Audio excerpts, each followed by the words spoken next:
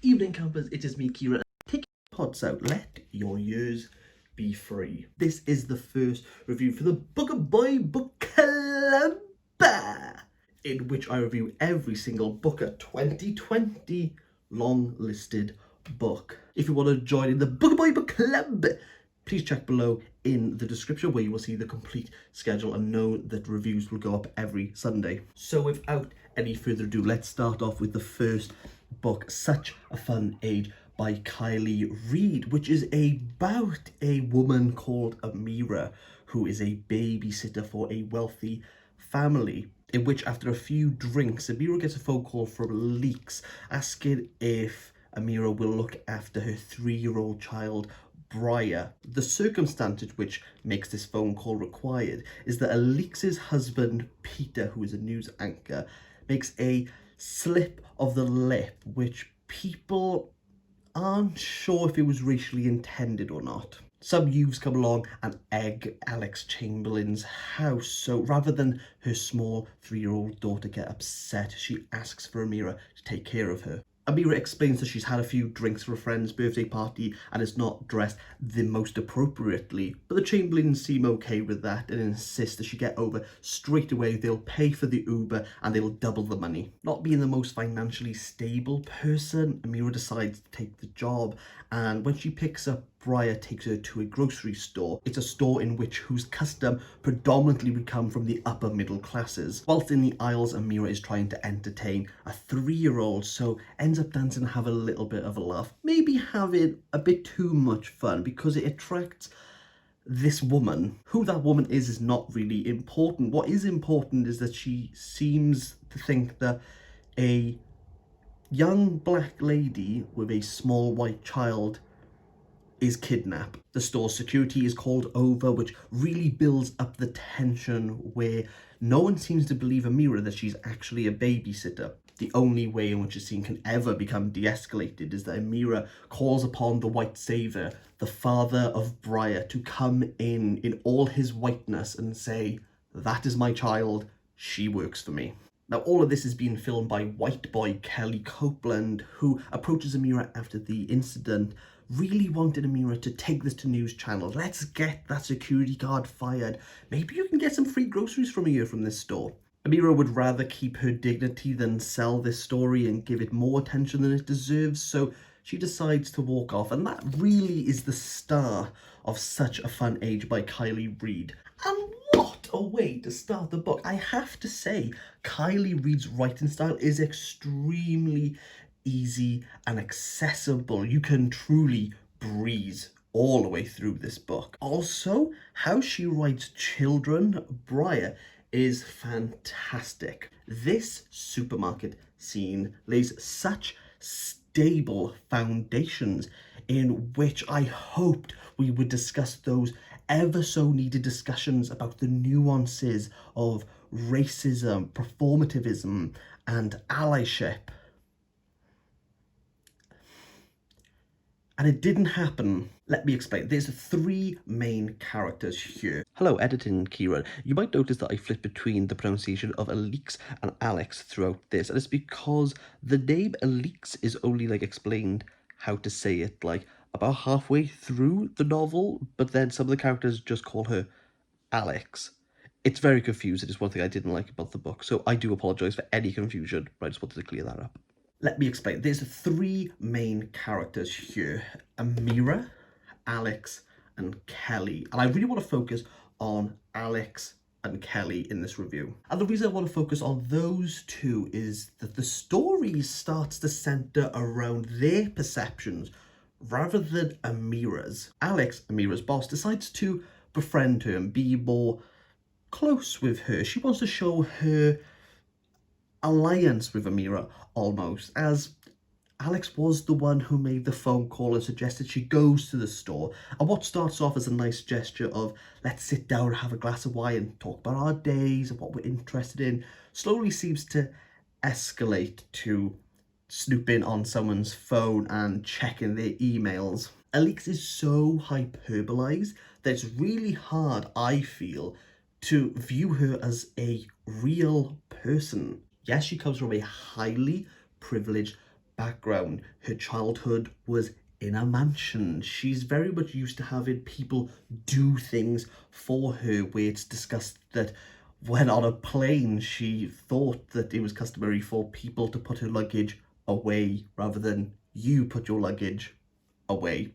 And Alix has the mindset which says that if you have money, then you should be fine. Therefore, giving an expensive bottle of wine to Amira, giving her an extra $600 in cash to help her out, that should smooth most of the problems that Amira has as a black woman in America. And Alix also views that everything she does has the best intentions, and clearly she's not a racist. She has Tamra, her black friend. She's not racist in any way, shape or form. How could she? And whilst we're on the topic of black friends, why not talk about black girlfriends? Enter Kelly Copeland, who has a romantic relationship with Amira, but there's a little bit of uncertainty that he has a fetish for black ladies. But don't worry, Kelly's not a racist as well. He is the token white guy. All of his friends are black and he's completely understanding of everything a black person goes through. And giving brief examples of those two characters, this is where I really think Kiley Reid has completely missed a vital point.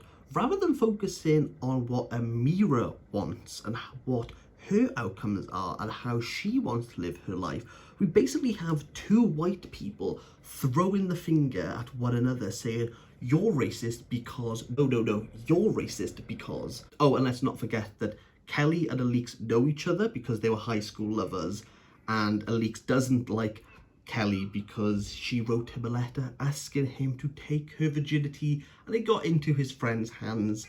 And whilst Kelly is over there to get involved with some coitus, his friends come along, and Alix isn't happy with that situation. Yes, her parents are out of town, but she doesn't want the party here, so she calls the cops. But Kelly views this as some racial attack because one of the most popular kids in school, Robbie Cormier, is black. So when the police turn up, black boy, white privileged house, obviously Robbie never stood a chance, and Kelly's never let go of that instance equally as much as Alex has never let go of that incident. So Alix and Kelly seem to completely miss the conversation at times, and Kiley Reid seems to allow this.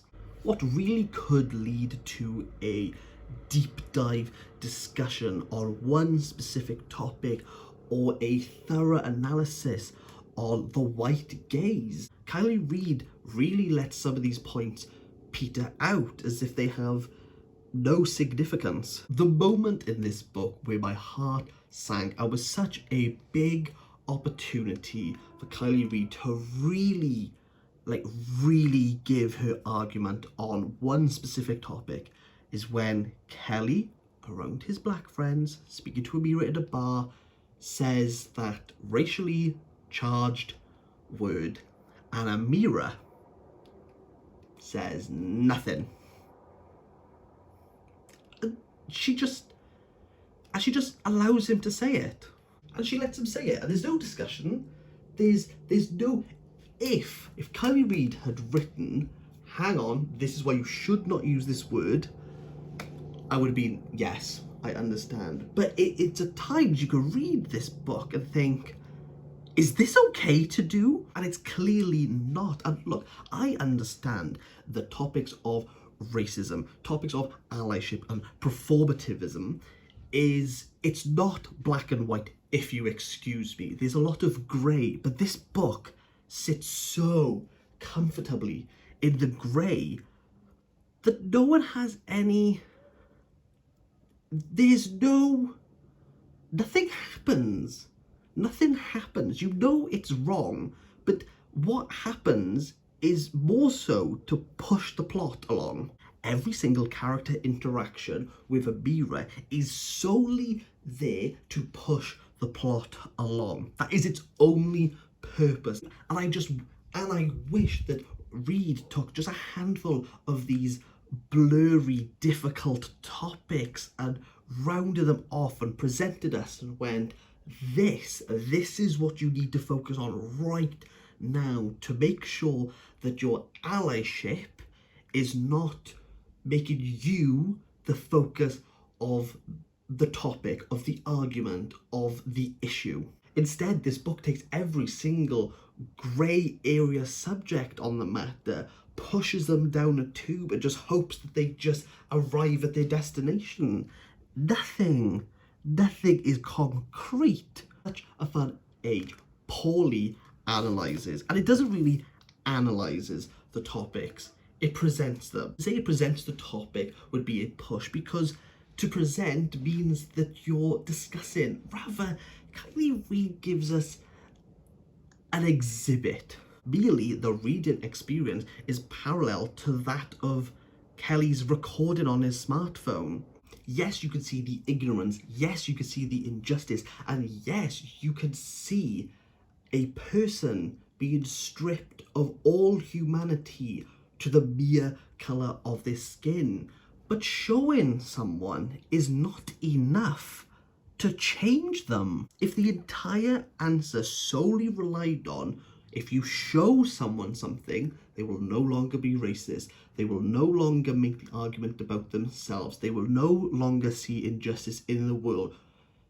We would have been done by the age of the internet. But no, it's talking about those issues. It's getting deep into the grit of that topic and making someone feel uncomfortable as a reader. And not once did I feel uncomfortable reading this book. Instead, I viewed it through the white gaze so much